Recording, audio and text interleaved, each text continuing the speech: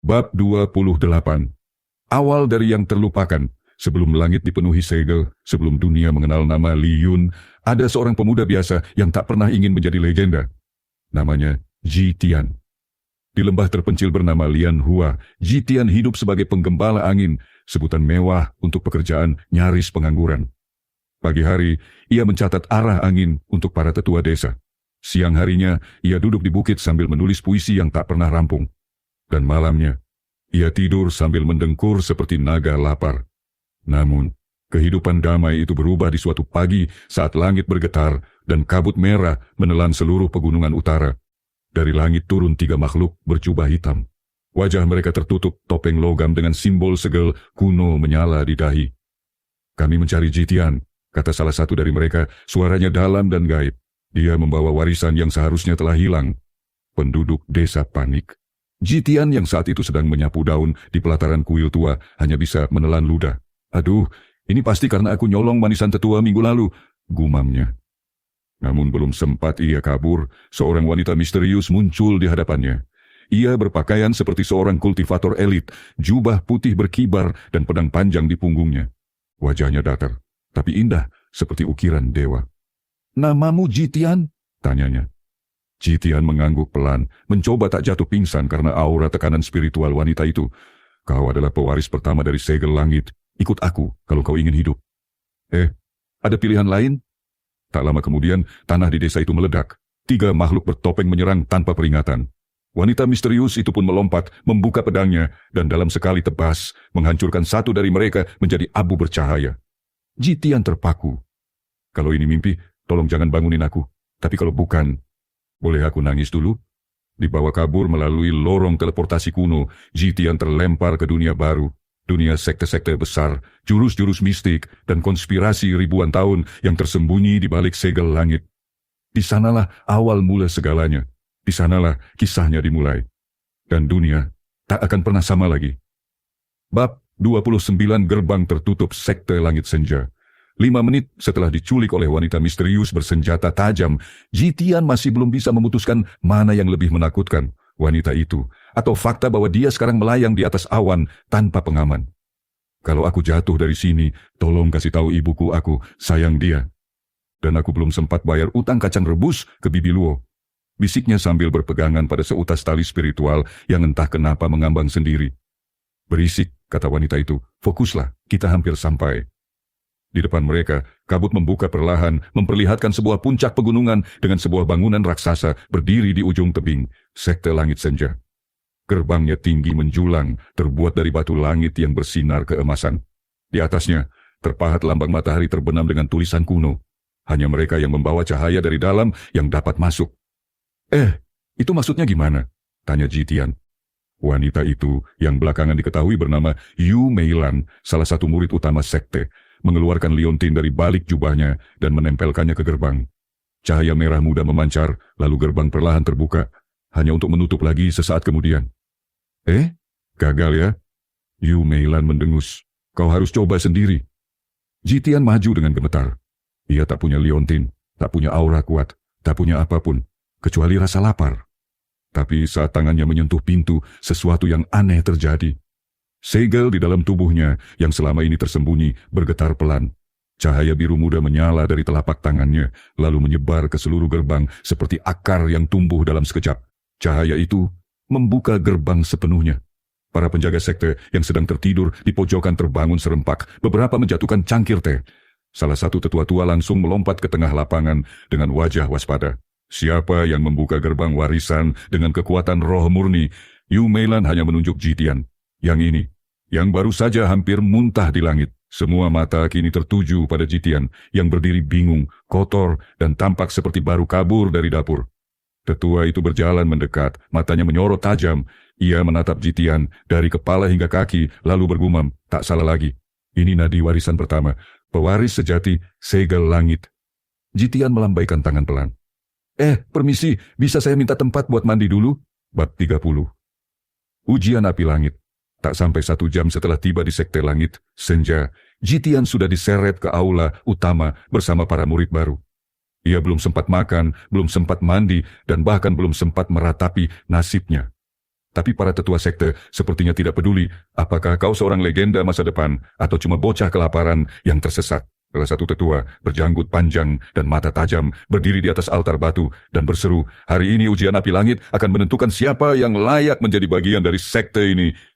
Suasana jadi tegang. Para murid menelan ludah. Jitian menatap satu piring buah kering di sudut ruangan. "Kalau aku ambil satu saja, kira-kira bakal diusir nggak ya?" pikirnya sambil mengatur napas. Lalu lantai aula terbuka secara harfiah. Tanah bergetar dan dari bawah muncul sebuah lingkaran batu besar, berputar perlahan dengan api biru menyala di bagian tengahnya. Suasana mendadak hangat, lalu panas, lalu sangat panas. Bahkan jenggot tetua janggut nyaris terbakar. Siapapun yang ingin menjadi murid sejati Sekte Langit Senja harus masuk ke dalam lingkaran api ini dan bertahan 3 menit. Hanya yang memiliki keseimbangan roh dan tekad kuat yang bisa lolos. Satu persatu murid maju. Ada yang berhasil keluar dengan tubuh gosong tapi bangga. Ada juga yang langsung pingsan begitu kakinya menyentuh api. Jitian menonton dari pinggir dengan wajah pucat. Aku bahkan tak tahan mandi air hangat. Ini gimana coba? "Giliranmu," kata Yu Meilan datar sambil mendorongnya ke depan. Tapi aku belum." Jitian terjatuh ke dalam lingkaran api sebelum sempat protes. Namun anehnya, api itu tak membakar, tidak menyakiti. Justru terasa hangat. Lalu terdengar suara di dalam kepalanya. Penguji warisan terdeteksi. Proses penyesuaian dimulai. Segel akan dibuka. Jitian melihat sekeliling. Api di bawahnya berubah menjadi bentuk naga langit, menyelubungi tubuhnya dengan energi lembut. Ingatan-ingatan aneh melintas di benaknya tentang seorang lelaki berjubah putih, pertarungan di atas langit, dan suara tangisan seorang wanita yang entah siapa. Ketika ia membuka mata, waktu 3 menit telah lewat, lingkaran api telah padam. Dan Jitian berdiri di tengahnya, tanpa luka, tanpa gosong, tapi dengan aura samar berwarna biru yang berdenyut di sekeliling tubuhnya. Semua tetua berdiri terpaku. Tetua janggut mengangkat alis. Dia bukan murid biasa. Yu Meilan tersenyum kecil. Dia adalah pemilik takdir, pewaris segel langit pertama. Jitian mengangkat tangan, malu-malu. Boleh minta maaf. Bab 31, Warisan yang Terlupakan. Malam itu, langit di atas Sekte Langit Senja begitu jernih, namun udara seolah menyimpan sesuatu. Di balik tenangnya malam, ada mata-mata dari sekte lain yang mulai resah. Dan di tengah pusat sekte, seorang pemuda yang baru sehari datang. Kini menjadi pusat perhatian seluruh dunia kultivasi. Jitian duduk di pelataran kuil luar, ditemani semangkuk bubur dan sepotong acar. Ia menatap langit sambil menggoyang-goyangkan kaki, mencoba mencerna apa yang baru saja terjadi hari ini. Tadi ada naga dari api masuk ke tubuhku. Terus aku nggak gosong. Terus semua orang ngeliatin aku kayak aku ini semacam lentera dewa. Ia menghela napas. Ini terlalu cepat, bahkan aku belum tahu cara duduk meditasi yang benar. Tapi saat ia hendak menyeruput buburnya, datanglah tetua Mo, lelaki tua dengan jubah hijau tua dan tongkat dari kayu meteor. "Pemuda, mari ikut aku," katanya, suaranya rendah namun jelas. Jitian nyaris menumpahkan buburnya. Aku salah apa lagi?" Tetua Mo membawanya ke ruang bawah tanah kuil utama, tempat yang bahkan murid tingkat tinggi belum tentu boleh masuk. Ruangan itu gelap, hanya diterangi cahaya dari batu roh yang menempel di dinding. Di ujung lorong ada pintu besi raksasa, penuh simbol kuno dan lingkaran sihir. Di balik pintu ini, kata Tetua Mo perlahan, tersimpan 1 dari 7 pusaka langit, jiwa segel pertama. Dan kau adalah kunci yang bisa membukanya. Seketika, segel biru di telapak tangan Jitian menyala sendiri. Pintu itu pun berguncang. Simbol-simbol kuno bersinar satu persatu, dan dari dalam terdengar suara nyanyian wanita, lembut dan penuh kesedihan. Warisan yang pernah dilupakan, kini bangkit dari tidur panjangnya. Pintu terbuka perlahan, cahaya biru menyelimuti Jitian, lalu membawanya masuk ke dalam ruang pusaka. Di sana, tergantung di udara, terdapat sebuah gulungan segel kuno, melayang diam seolah menunggu seseorang selama berabad-abad. "Ini milikku?" tanya Jitian pelan. Tetua Mo mengangguk. "Bukan milikmu, tapi kini telah memilihmu." Saat Jitian menyentuh gulungan itu, seluruh tubuhnya bergetar. Matanya melihat potongan-potongan kenangan, pertarungan langit melawan langit, darah dewa yang jatuh ke bumi, dan sosok misterius berjubah putih berdiri di atas gerbang dunia. Gulungan itu terbuka sendiri, dan cahaya biru menyatu ke tubuh Jitian. Ia roboh seketika, namun bukan karena lemah. melainkan karena warisan itu terlalu besar untuk tubuh biasa. Jitian kini bukan pemuda biasa lagi. Di luar sana, para tetua sekte berdiri gemetar. Warisan jiwa telah aktif, bisik mereka. Pertempuran antar sekte akan dimulai kembali. Bab 32 Sekte Gunung Hitam bergerak. Di balik pegunungan berkabut yang membentang jauh dari sekte Langit Senja, berdirilah sebuah wilayah kegelapan abadi, tempat di mana sinar matahari seolah enggan menembus dan kabut pekat menari di antara jurang yang tajam. Di sanalah sekte Gunung Hitam berdiam. Dalam balairung utama, ratusan murid berlutut membentuk barisan, sedangkan di atas takhta batu obsidian duduk seorang pria bertubuh besar dengan jubah hitam berhiaskan rantai logam. Patriark Molie, pemimpin sekte Gunung Hitam, seorang kultivator dengan reputasi menakutkan. Jadi, warisan itu telah bangkit, gumamnya, suaranya dalam dan bergaung. Seorang tetua berlutut di bawah. Benar, tuanku. Anak itu, Jitian, membuka segel pertama. Sekte Langit Senja kini melindunginya. Molie menyeringai, matanya seperti bara api dalam kegelapan. Sudah 1000 tahun kita tunggu kesempatan ini. Segel itu bukan milik mereka. Itu milik kita. Milik klan kita yang dilenyapkan demi keserakahan dewa-dewa palsu. Ia berdiri, melemparkan jubahnya dan melangkah turun dari takhta. Setiap langkahnya mengguncang lantai batu. Panggil para jenderal sekte, siapkan pasukan bayangan hitam, kita akan menyambut warisan itu. Dengan darah. Sementara itu, di sekte Langit Senja, Jitian baru saja siuman. Ia merasa tubuhnya ringan, tetapi jiwanya seperti diikat oleh ribuan simpul tak kasat mata. Tetua Mo menatapnya dengan campuran khawatir dan kagum. Kau telah membuka jalan yang tidak bisa ditutup lagi. Mulai hari ini, setiap sekte, setiap kultivator kelas atas, setiap mata-mata di dunia akan memperhatikan setiap gerakanmu. Jitian menelan ludah. Kalau aku diam saja, nggak usah gerak, gimana? Sudah terlambat. Dan seolah menjawab ucapannya, ledakan keras terdengar dari arah gerbang bawah sekte. Bendera sekte Gunung Hitam berkibar di langit, gelap, dan menggulung seperti bayangan maut.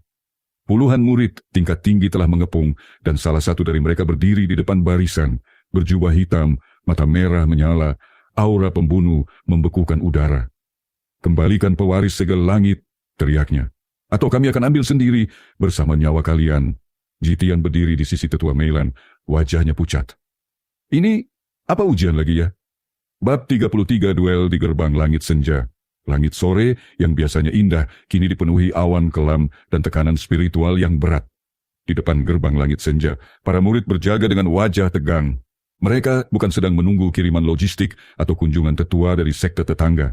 Yang datang kali ini adalah ancaman nyata. Sekte Gunung Hitam, dikenal kejam dan tak kenal belas kasihan, berdiri dengan formasi tempur.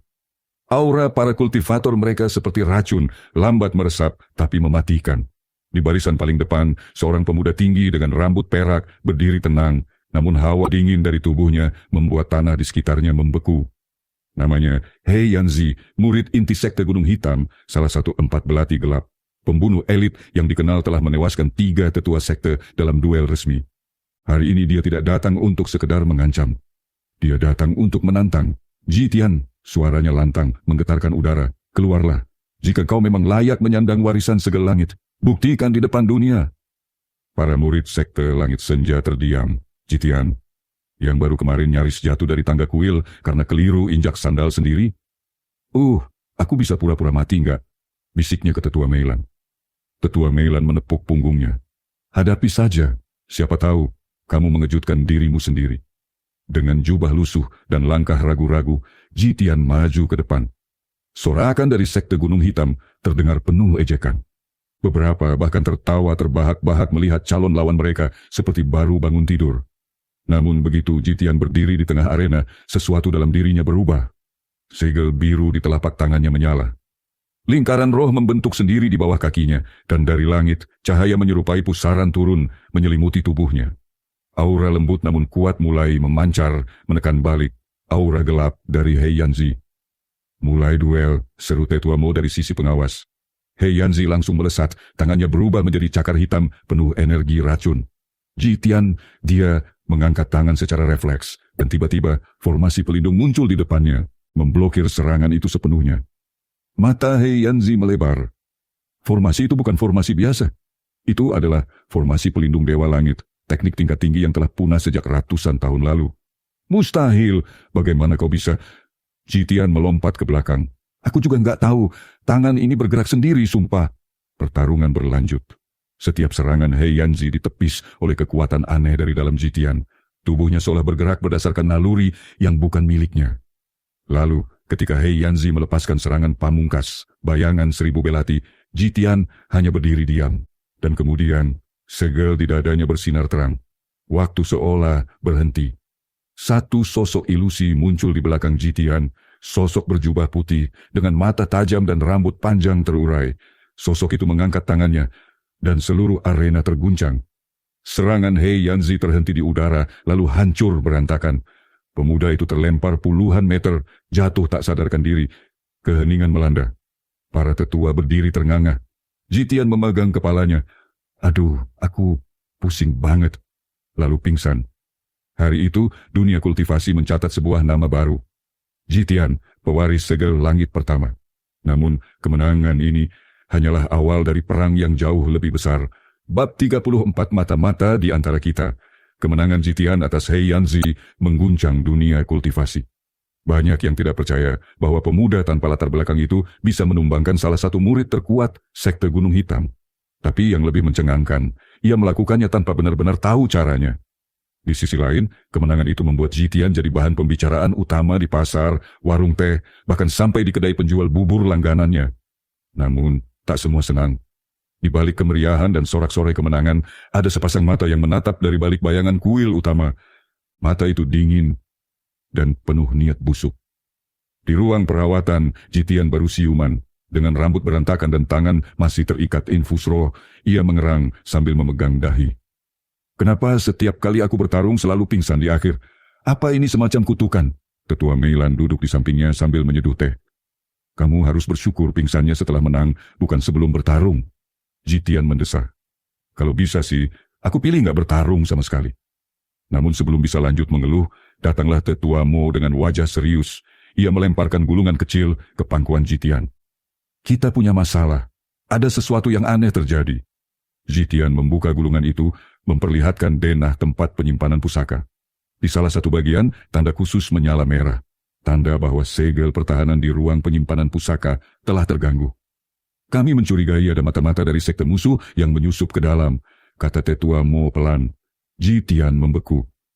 Jadi, selain dikejar sekte lain, sekarang aku juga harus waspada sama teman sendiri? Tetua Mo mengangguk. Selamat datang di dunia kultivasi. Sore itu, Jitian diam-diam menyusuri koridor belakang kuil utama bersama dua murid kepercayaannya. Yulian, murid perempuan yang ahli dalam formasi, dan Chou Ping, ahli pembuat racun yang secara misterius sangat setia padanya karena alasan yang tidak jelas, mungkin karena pernah ditolong dari jebakan ular peliharaan sendiri. Mereka bertiga menyusup ke area terbatas, memeriksa bekas gangguan di ruang pusaka, dan di sana mereka menemukan jejak pecahan gelang roh yang hanya dimiliki oleh murid internal. Yulian bersuara pelan, artinya pelakunya orang dalam. Chou Ping mendengus. Aku tahu, dari awal aku curiga sama si Cheng Bao itu. Terlalu sering nyuci baju malam-malam. Jitian bergumam. Aku juga nyuci baju malam-malam, bro. Chou Ping terdiam. Oh, ya sudah. Kita lanjutkan investigasi.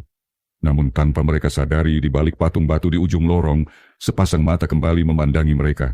Sosok itu tersenyum licik. Segel langit akan segera jatuh ke tangan kami, dan kalian takkan sadar siapa musuh sebenarnya. Bab 35 jamuan berdarah di balik tirai sutra. Malam itu, sekte langit senja terlihat lebih hidup dari biasanya.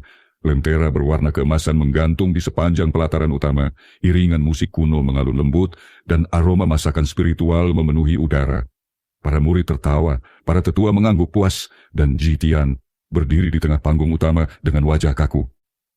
Kenapa aku malah kayak pengantin baru? Gumamnya sambil melihat ke sekeliling. Ya, setelah mengalahkan He Yanzi, para tetua memutuskan mengadakan jamuan kemenangan khusus untuk Jitian. Meja besar dihiasi makanan langka dan minuman roh, dan bahkan beberapa tetua perempuan menyumbangkan suara emas mereka di atas panggung. Meski suaranya lebih cocok untuk ritual pengusiran setan. Namun, bukan itu yang membuat Jitian gelisah. Yang membuatnya gugup adalah 3 perempuan yang kini duduk di dekatnya Yulian, Meilan, dan satu lagi murid baru dari divisi pengobatan bernama Qing Yu, yang terus menatapnya dengan tatapan lembut seperti kucing lapar. Wah, Tiange, Bajumu malam ini cocok sekali, ujar Ching Yu sambil menuangkan teh ke cangkir Jitian. Yulian menyikut lengan Jitian. Jangan salah paham, itu hanya sopan santun murid medis. Meilan tersenyum anggun, tapi nadanya menusuk. Tentu saja, hanya sopan santun. Seperti waktu dia menyeka keringat di lehermu pakai sapu tangan pribadi. Jitian tersedak tehnya sendiri. Bisa nggak kita makan aja? Damai, ucapnya lirih. Di tengah jamuan, Tetuamo berdiri dan mengangkat cangkirnya. Mari bersulang untuk pewaris kita yang akan membawa cahaya ke dalam dunia yang telah lama gelap. Semua bersorak, tapi tepat saat itu, ledakan kecil mengguncang sisi timur halaman. Api meletus dari salah satu gudang penyimpanan herbal. Semua orang berdiri panik. Jitian langsung bangkit, namun Meilan menahan lengannya. Jangan, ini bisa jadi pengalihan. Tetua lain segera memberi perintah dan para murid siaga dalam formasi bertahan. Dari balik asap ledakan, muncul satu sosok berjubah hitam. Wajahnya tertutup, tapi aura membunuhnya sangat jelas. Serahkan pewaris segel, suaranya berat. Atau sekte ini akan kami luluh lantakan satu bangunan demi satu. Jitian menghela napas. Makan juga belum kenyang, udah begini lagi. Dengan satu langkah maju, aura dari dalam dirinya mulai naik, tenang tapi menggelegar. Lingkaran roh muncul dari bawah kakinya, dan tanda segel di dadanya mulai menyala. Kau salah satu dari mereka ya? Ucap Jitian sambil menatap tajam. Sosok itu mengangkat tangannya, dan di ujung jari muncul sinyal khusus, simbol sekte Gunung Hitam. Namun sebelum bisa bergerak lebih lanjut, Yulian membentuk formasi pelindung di sekeliling Jitian, sementara Ching Yu menarik belatinya dari lengan baju. Kami tidak akan biarkanmu menyentuhnya, kata mereka bersamaan. Jitian melirik kedua arah, lalu menghela napas panjang. Entah kenapa, aku merasa ini bukan jamuan tapi awal dari sesuatu yang besar. Dan ia benar. Malam itu, Sekte Langit Senja mencatat serangan penyusup pertama dalam 2 dekade. Tapi mereka juga mencatat satu hal baru. Bahwa Jitian, sang pewaris, kini tak hanya punya kekuatan besar, tapi juga harem yang mulai tumbuh.